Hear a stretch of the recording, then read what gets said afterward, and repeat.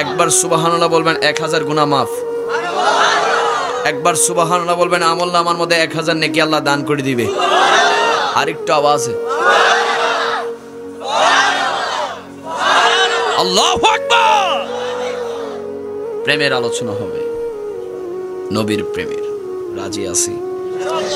ঈমানের আলোচনা হবে, যে ঈমান মজবুত করলে আপনি জান্নাতি, রাজি আছি তো ইনশাআল্লাহ। এজন্য আমার নবী কামলিওয়ালা নবী, হায়াতুন নবী, জিন্দা নবী, দু জাহানের বাদশা নবী বলছেন, ও আমার উম্মতেরা, দুনিয়ার জমিনে আল্লাহ তাআলা তোমাদেরকে পাঠাবে। পাঠানোর পরে তোমাদের বাবা থাকবে, তোমাদের মা থাকবে, তোমাদের ভাই থাকবে, তোমাদের বোন থাকবে, তোমাদের আত্মীয় স্বজন, বন্ধু বান্ধব, পাড়া প্রতিবেশী সবাই থাকবে। উম্মত তোমরা তাদেরকে ভালোবাসবে, উম্মত তোমরা তাদেরকে মহব্বত করবে। তাতে আমি নবীর কোনো আপত্তি নাই, তাতে আমি নবীর কোনো সমস্যা নাই।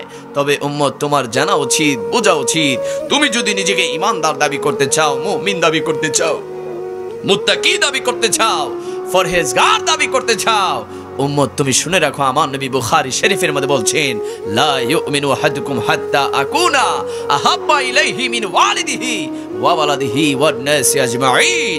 উম্মত ততক্ষণ পর্যন্ত তুমি ঈমানদার হতে পারবে না, মুমিন হতে পারবে না, মুত্তাকি হতে পারবে না, যতক্ষণ না পর্যন্ত দুনিয়ার সমস্ত কিছু চাইতে, তোমার বাবার চাইতে, তোমার মায়ের চাইতে, এমনকি উম্মত নিজের জীবনের চাইতো, যতক্ষণ না পর্যন্ত আমি নবীকে সবচেয়ে বেশি ভালো না বাসবে, ততক্ষণ পর্যন্ত তুমি ঈমানদার হতে পারবে না। চিৎকার দিয়ে বলি সুবহানাল্লাহ। আমরা সবাই নিজের জীবনের চাইতো আমরা নবীকে ভালোবাসতে চাই কি চাই না? ডান হাতটা তুলে বলি চাই কি চাই না? আরে বাবা, নবীকে তো শুধু আমরা ভালোবাসি না, নবী আমাদেরকে ভালোবাসেন। নবী আমাদেরকে ভালোবাসে, এতে আমরা খুশি না বেজার? নবী যদি কাউকে ভালোবাসে, তার দুনিয়াতে কোনো টেনশন আছে? কবরে কোনো টেনশন আছে?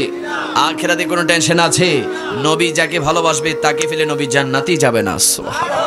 আমরা নবীকে ভালোবাসতে চাই। এজন্য আমার নবী কামলিওয়ালা নবীর প্রিয়তমা স্ত্রী আম্মা জান আয়েশা সিদ্দিকা রাদিয়াল্লাহু তাআলা আনহা আমার নবীর কাছে গিয়ে বললেন, ইয়া রাসূলুল্লাহ, ইয়া হাবিবাল্লাহ, আমি আয়েশার জন্য আপনি আল্লাহর দরবারে একটু দোয়া করেন।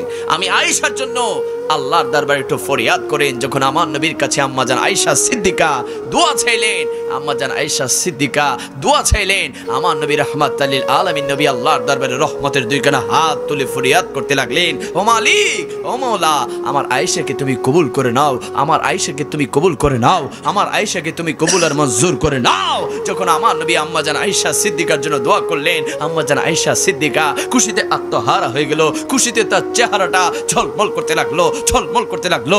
আমার নবী ডাক দিয়ে বলে, ও আয়েশা, তুমি এত আনন্দিত কেন হয়েছো? ও আয়েশা, তুমি এত খুশি কেন হয়েছো? আম্মা জান আয়েশা সিদ্দিকা চোখের পানিগুলো ফেলে ফেলে বলতে লাগলো, ইয়া রাসূলুল্লাহ, ইয়া হাবিবাল্লাহ, আল্লাহর হাবিব, আল্লাহর বন্ধু কামলিওয়ালা নবী আমি আয়েশার জন্য দোয়া করেছে, আমি আয়েশা কি খুশি না হয়ে থাকতে পারি? আমি আয়েশা কি খুশি না হয়ে থাকতে পারি? আমার নবী ডাক দিয়ে বলল, ও আয়েশা, তাহলে তুমি শুনে রাখো, ও আয়েশা, তাহলে তুমি জেনে রাখো, আমি নবী যখন ফজরের নামাজ পড়ি, জোহর পড়ি, আসর পড়ি, মাগরিব পড়ি, ইশা পড়ি, শুধু তাই নয়, আমি নবী যখন তাহাজ্জুদের নামাজ পড়ি, প্রতিটা নামাজের পরে আমার প্রতিটা গুনাহগার উম্মতের জন্য আমি আল্লাহর দরবারে দোয়া করে থাকি। জোরে বলি সুবহানাল্লাহ।